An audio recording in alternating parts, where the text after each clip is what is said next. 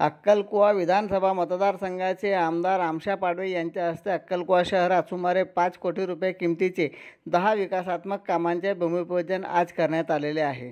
यावेळी जिल्हा परिषदेचे माजी समाज कल्याण सभापती शंकर पाडवी, माजी जिल्हा परिषद सदस्य कपिलदेव चौधरी, माजी सरपंच आनंद वसावे, तालुका प्रमुख रायसिंग वसावे, अक्कलकुवा ग्रामपंचायतीच्या सरपंच उषाताई बोरा, RPIचे बापू महिरे, कृष्णा साळवे, RD साळवे, सार्वजनिक बांधकाम विभागाचे अभियंता सोमनाथ पवार, शिवसेनेचे रावेंद्र चंदेल, रोहित चौधरी, किरण चौधरी, नीता माळी, प्राध्यापक दिनेश खरात, रतनलाल जैन, भिकमचंद चव्हाण, किशोर ठाकूर, ग्रामपंचायत सदस्य दीपक पाडवी, सार्वजनिक बांधकाम विभागाचे अभियंता पावरा,